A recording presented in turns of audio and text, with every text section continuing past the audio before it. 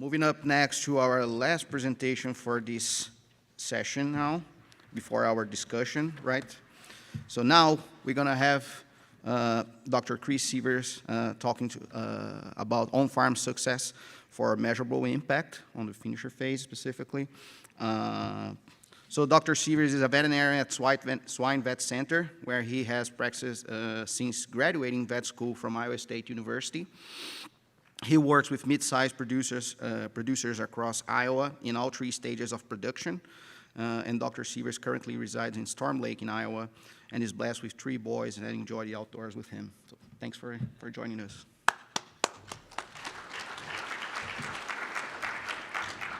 Pointer just in case is this one. Okay, perfect. Thank you very much. I appreciate the opportunity to be here today. It's a lot of fun to look out in the audience and see peers from vet school, undergrad, and everything in between, colleagues. It's really an honor to be here and talk with everyone and share really probably some more on-farm, slat-level type experiences with you guys. This won't be data-driven, more of a Tim Lola, we're going to go show some pictures and tell some stories type of presentation here. So with that, certainly, you know, a lot of the conference we've heard about working with good people and good teams, and extremely fortunate at Swine Vet Center to have a great team to work with. Veterinary side, now have a nutritionist, so the veterinarians can't claim to be a nutritionist anymore, and everyone through our research team. So really fortunate there, and really throughout this talk, right, I'm going to talk about ideas and concepts, but it's really the people at the slat level and the supervisors that oversee that really make this come together. And so I don't think this is a shock or a surprise to anyone. It's been a common theme, I think, through the conference as well. This isn't really a new topic, right, of pig mortality in general, and really how do we reduce mortality at the finisher level. This was a slide I pulled out of an old presentation from 2021. There's one from 2018 that I darn near could have just thrown that slideshow up here, to be honest. This isn't a new topic, and honestly, a lot of the concepts here aren't new, novel ideas. It's more, how do we go and do the things that we really need to be successful every day? And so, really, you know, to start with, it's benchmarking, right? And you got to have a scorecard to know how you're doing. And I think it's important. I think we look at a scorecard really well sometimes at a system level, or maybe at the supervisor level, but are we getting that scorecard down to the caretaker or the grower level? And if they don't know how they're performing, right, how do they know if they were successful or not? And so helping them understand that, helping them compare to similar groups around them, whether that be health status or flow, similar sites, right, really helping the caretaker, the grower, all the way up to the ownership level. Are we making an impact with what we're trying to do? And so really, this is the last quarter out of MetaFarms, right? And it's been pretty just stagnant, right? Our mortality came up in finishing, and yep, we've plateaued some, but it's definitely not where we want to be. Now, the one good story here is there's opportunity to be really good still, right? The top 10% within MetaFarms, 2.6% mortality, average daily gain of almost a 2.2. Those are incredible numbers, right? A 2.6 feed conversion, right? There's pigs, there's groups out there that are doing a remarkable job, and so it's possible, right? So 1, it's possible. 2, how do we get there, right? And so for me, I kind of broke it into 6 buckets, and really, I'll kind of dive into each of these, some a little more than others, but again, you're going to see there's going to be a recurring theme here of not anything real novel or crazy to chase after, but doing a really good job of blocking and tackling the whole way through, right? Unfortunately, we've seen the Iowa State football team pretty much nosedive the last 4 weeks, right? And what's caused it? A few penalties, a few people getting hurt, a few key people getting hurt, right? And not blocking and tackling well. That's the difference of being undefeated and where they're at today, right? I think that's really in finishing, and what we're hearing really throughout all our sessions, right, is that's really, I think, as an industry, what we need to go get really good at again. And so you're going to hear that message from me through these major pillars I had up there. And so I think, right, you got to start with the foundation. The foundation is the basics. And You know, you hear a lot of times people say food, water, air. I reversed it, right? I think air is the most important, then water, then feed, right? But if we don't do those three things right, there's nothing else that's really going to matter. We have to make sure that gets right every day. It's not every other day. It's a Saturday. This is an everyday thing, that making sure that the pig has the right items in terms of air, water, and food. And really, this is one I learned from Doc Lola and the whole group at Swine Vet Center when I started there, is listen to the pig. They're really good at telling us how that environment, how the feed, how the group interaction is impacting them as an individual, right? And sometimes it's really valuable to just take a couple minutes, sit back, watch what the pigs are telling you. They're going to tell you if they're warm or cold. They're going to tell you, right, how they're feeling. They're going to go hide and start ducking away from you if there's a challenge going on there, right? And so really stepping back and watching how that pig is feeling and how that pig is interacting with its pen mates when you're backed off and away from them in their normal environment. I think that's a really, really key piece that, especially for new caretakers, oftentimes is missed. It's not just running through that barn, but slowing down and listening to that pig. Then you get into ventilation. There's a lot of tools there, and continue to add tools, right? Kestrel is a CO2 meter, right? There's some things there that are really helpful in measuring ventilation and just making sure that we're actually achieving where we want to be.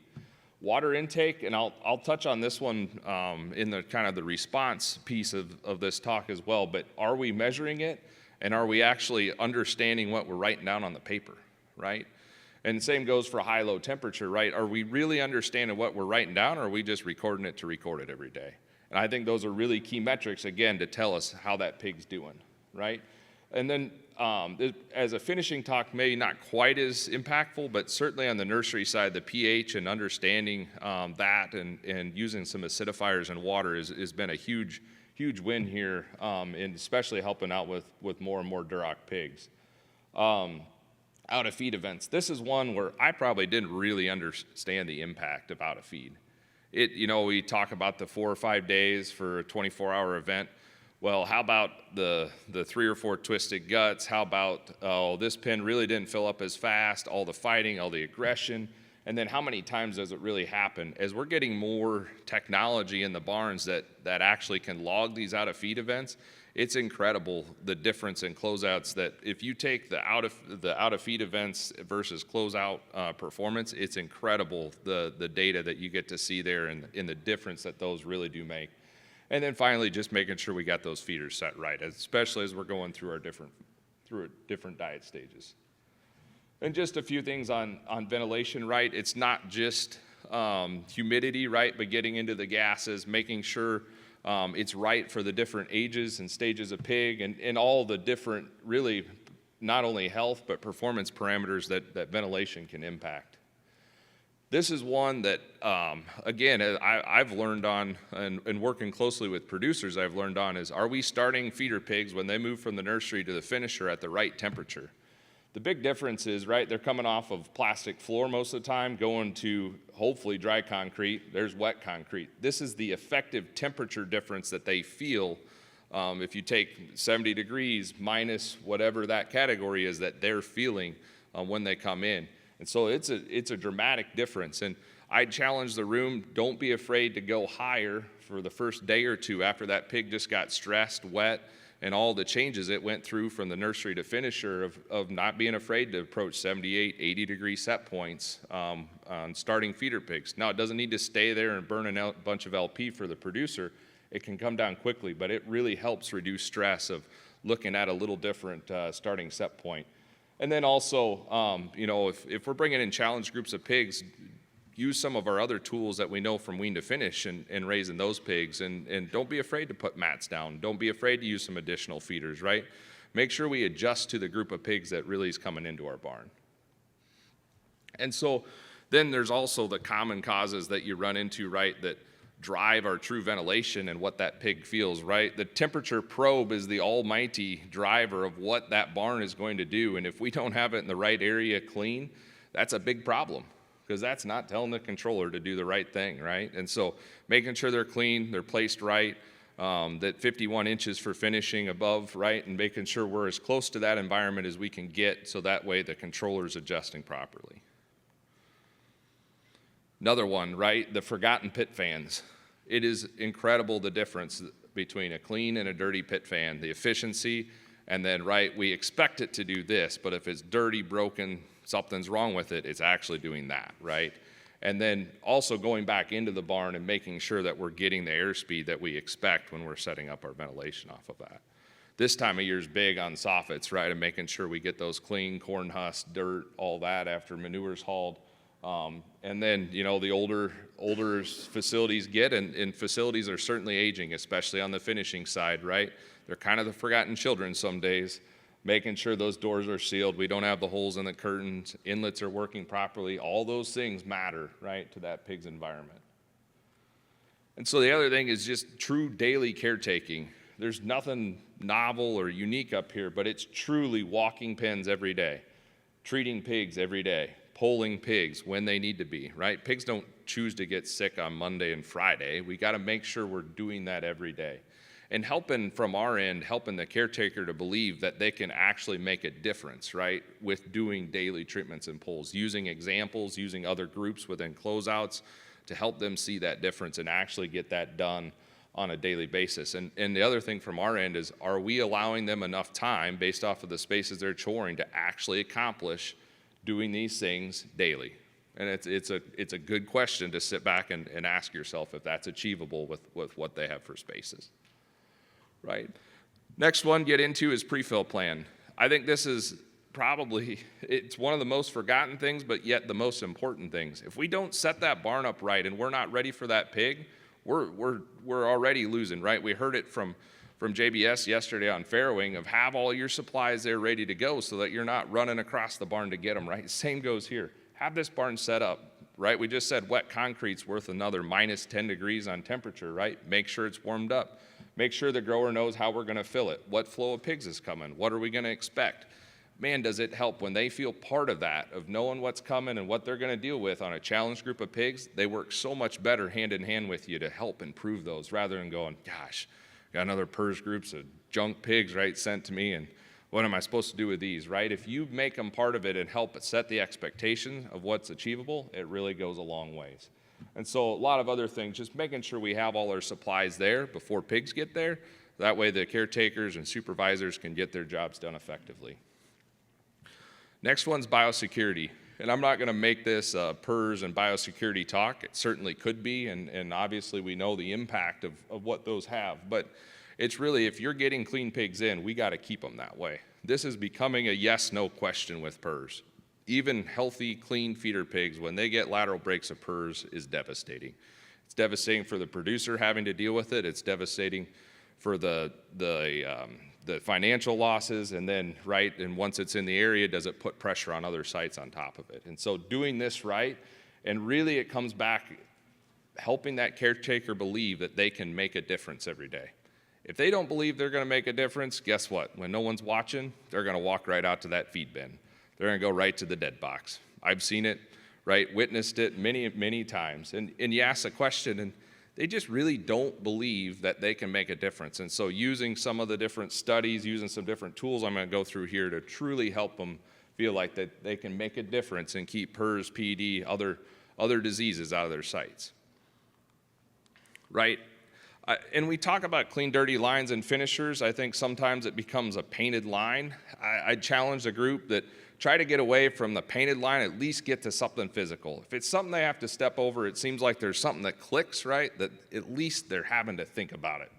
They may still step over it, don't get me wrong, but try to have at least some physical line. And there's some unique ways you can do that, right? Like nursery flooring, just a 2x6, building benches. Sometimes they have to be removable in finishers because we didn't think of biosecurity when a lot of these were built, and so it might have to be through a loading area or something, but there's ways that you can make a removable bench, a tote that put the clothing and the boots into, right, depending on what the situation. And so this is one, really work with the individual site, the individual caretaker, to what makes sense and what can be achieved every day. And control the high-risk items, right? What comes into the farm and what ties you to the neighbors, what ties you to the other systems in the area, right? And really control all the items that you can coming in and do it as clean as possible. We don't have the really nice temperature-controlled supply entry areas in a finisher, but you can still use a peroxide wipe and get really good on supply entry, right? Maintenance is a big one. These are the guys that, just like our sow farms, they bounce around. If they're willing to do maintenance in pig barns, chances are they've been in another pig barn. Just assume it. And so having the tools on site for them to use and having just at least the conversation goes a long ways. Without having the conversation, it oftentimes right in they go, right in they leave. Oftentimes you might get them to wear boot covers, right? Instead, go through what that process is when visitors, especially maintenance crews, come to the farm and make sure we're going through the right practices. Dead removal. This is probably one of two elephants that hasn't been addressed, right, within the industry of the right way to do this. And I'm not standing up here and saying this is the best way to do it, right? But with rendering and the contact that makes to sites, what I tell producers and caretakers every day, right, is that rendering truck isn't hauling healthy pigs around. There's a really good chance it has 3 strains of PRRS, PED, and who knows what else on there, right? We know it didn't go pick up the good ones. So let's not contact it and bring it into our site. And so if we can remove rendering, great. Financially, that isn't always possible. Even, strategically within a site sometimes isn't possible. So if it's not, how do we make sure we're not contacting the rendering and bringing that back into the site? Sometimes that's outside equipment, skid loaders. Sometimes it's think of unique ways, right, with driveways, off-site pickups, different ways that you can use it that at least that rendering truck isn't coming to the site. This is a tool, and Dr. Seth Nelson gets the credit for some of these pictures that you'll see, but this is a tool to show caretakers and producers how easy it is to drag around disease, right? You can put this in an area of one barn if it's a multi-site caretaker, and show him how easy it is to track to all 3 other sites that he has. And so it comes in either powder or lotion form. It's invisible until you put UV light on it.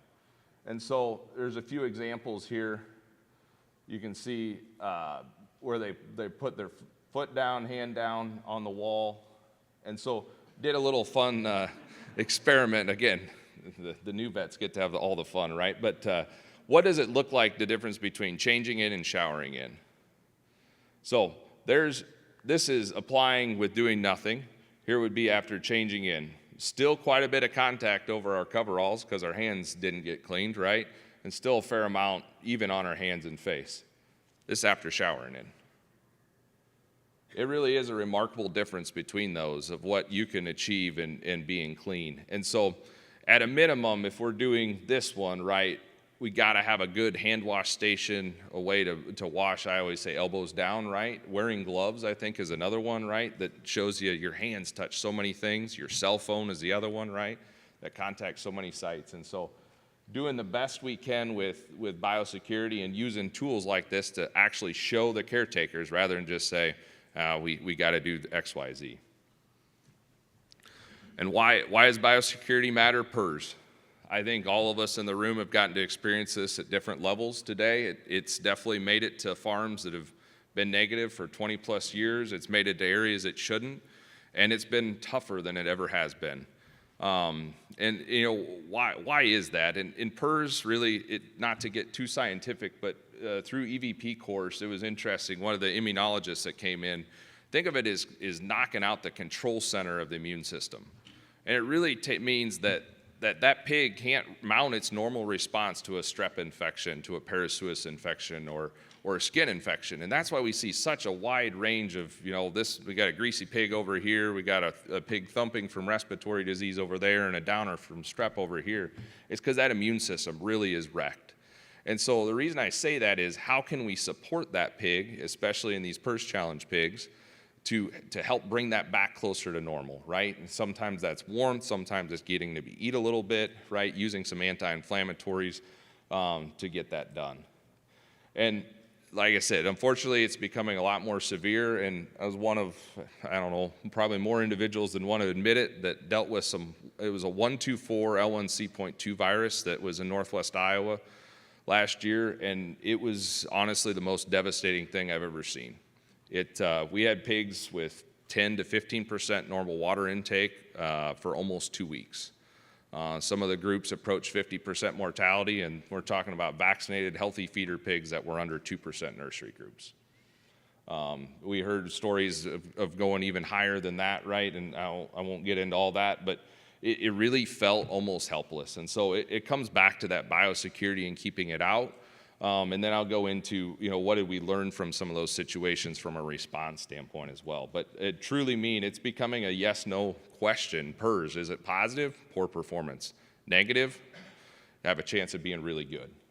And so doing everything we can really to keep that out at this point.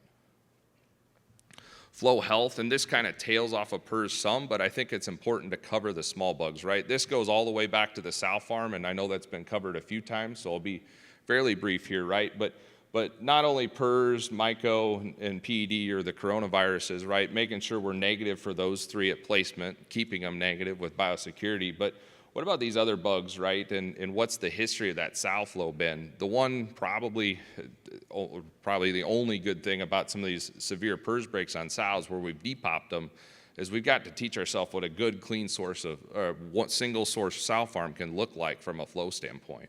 Right, when we're able to get down to just one A. suis or one strep that we're dealing with, that's a whole different ballgame than the old Monsanto, DuPont, and who knows what other sows have been there for the last 20 years and those bugs that have built up through time.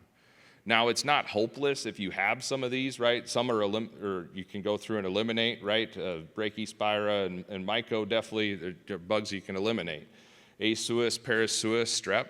I'd say we've had a lot of successes with autogenous vaccines, some to sows, some to pigs, and understanding, right, what they're costing you in finishing and taking that back then to the sow farm, and can you get either the pig or sow, whatever makes the most sense, vaccinated, working closely with your veterinarian to look at what that could be and understanding what that true challenge is. And so this kind of goes back into the PRRS piece of this and just challenges in general, right? But how do you identify the challenges that you face? And a lot of times you hear leading versus lag indicators. So many times you get the phone call of, I got 10 dead pigs. Well, there's nothing you're going to do to save those 10 pigs. They're already dead, right? And so, right, what are the other things we can use and the technologies that are available to us that can help us be more on the front end of these more severe and PRRS breaks in general, right? And so the one that we've really focused on and spent some time on is decreased water intake. I think feed goes first, then water, then clinical signs. I'll show you a few examples of that from our research barn graphs. But feed is a little more difficult, especially in the younger groups, a little more variability. Water seems to be the constant that can be really good. I'd love to and have not been able to get to where it seems like the increase in spot treatments from the producer, it just does not seem to be consistent enough in the response there. Now, is that because they don't, they feel like they're trying to fix the problem, right, that they see, I think, at times? It's like, I can get through this. Not sure, but it's really come back to water for us for the most part. And so this is a water intake graph from one of our research barns that unfortunately broke with PRRS. You never want that to happen, but we try to learn as much as we can when it does, right? And so this is one of those nasty PRRS viruses like I'm talking about. It was a double-stocked barn, and you can see the water intake just climbing. This is for one room of 1,200 pigs, climbing like it should. And all of a sudden, we thought we might have a little flu right here. I think Oral Pro or something started there, and then it just fell off the cliff. And it's incredible what did the caretakers see and respond to? That research crew is really good at treating pigs. In fact, you could probably argue at times they might even over-treat a little bit. Don't tell them that, but that crew that's really well trained is we didn't start seeing an increase in treatments until 6 days after the severe water drop. It probably came in the barn somewhere right over here, right, and started a small group of pigs and then exploded in the population. We didn't see mortality difference until 9 days after, right? And so if we're waiting for that lag indicator of mortality, we're clear over here where the water is completely dropped off, and right? We know what comes behind that from a mortality standpoint. We're too late. And so this is a good example of where water intake can be used to be on the front end of a challenge coming at us. This is another one here where, again, a research barn, water intake data, and we saw that drop just shoot down. The only other time we saw that big a drop was when we took half the pigs away. It was a double stock wean to finish and split down.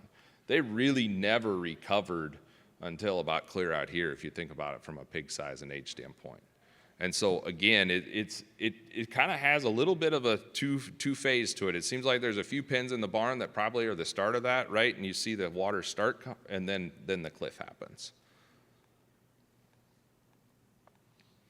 Here's another one that this one happened after split down. So you know, look at transportation from a biosecurity standpoint. But right, we saw split down, water came up, shot right back down again. And so here's what we're seeing, and here's something to leave with you guys is, you know, what is a water drop that's significant or impactful when you're looking at it with caretakers. And we took 23 turns of pigs through those research barns where we knew we either had a flu or a PRRS challenge in those based off of more routine diagnostics that are collected. And this would be the what we saw from a drop. And so the average there is 22% for PRRS and only 14% for flu. And so a good rule of thumb is around a 20% water intake drop. That's going to be significant, and definitely a time point where you start looking at dealing with, you know, or start implementing something for the challenge. Here's the crazy part, right? There's the max. There was a 95% water intake drop at some point during those PRRS breaks, and definitely experienced and witnessed that in Northwest Iowa through a few groups. It is a extremely impactful virus. And so this is my learnings, and both, this is probably really combining this data with field experiences. If you've fallen off of that water cliff, I'm not sure there's a lot you're gonna do that makes a difference. If you can be on the front end of that with your interventions and different flows and work closely with your veterinarians, I'll go through a few right options and things that we've done, but if you can be on the front end of that before water and feed intake falls completely off that cliff, you still can have an impact. That's where you can really be impactful for that group. Keep it to half or even less than half of that mortality percentage is really what it feels like. And so, you know, what does that look like? Mass injection, going through it with telithromycin, using anti-inflammatories such as dexamethasone, meloxicam in the water, and antibiotics in the water. And again, flow specific, focusing on the disease that you're going to deal with as secondaries.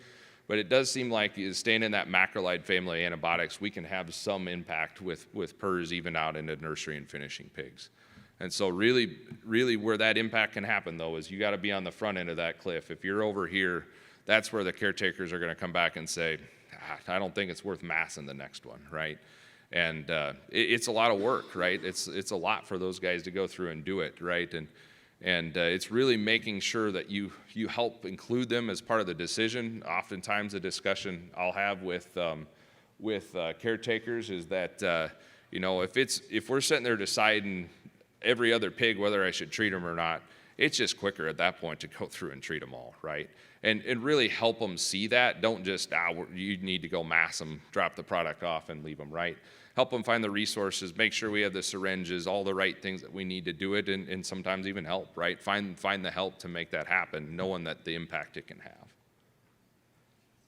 And so the other things that I think is important that oftentimes is forgotten in these severe disease events, right? We just talked about their water intake drops to significantly low. The feed does with it. Is there anything we can do to get these pigs to eat, right? We just heard about the ulcers and sows off of maybe being off feed for a few days after talking with Tokesh, right? Imagine these pigs for 2 weeks, right? Anything we can do to get them to eat. That immune system it takes a lot of energy. That's proteins that are antibodies and cells and everything to fight PRRS and the secondaries, and anything we can do to get energy into them. Think of unique ways, and yep, it's going to waste a little feed, don't get me wrong, but anything we can do to get those pigs to eat. If you can get diets with increased fiber and soy hulls to try and help prevent or heal those ulcers behind that, Sometimes that's achievable, sometimes not. It's definitely helpful. Is there additional follow-up treatments? Just because we've gone through a mastum, sometimes you'll see them come and all of a sudden fall off again, right? And so sometimes it takes a couple interventions to get them over the hump. And then watch for other diseases behind it, like PCV2, mycoplasma, other things that PRRS makes all those worse, right? And if it was during times where we were trying to immunize for those, we might have to come back through and vaccinate again because they didn't mount a normal immune response, thinking back to what that PRRS graph was. So with that, I will leave you guys with any questions.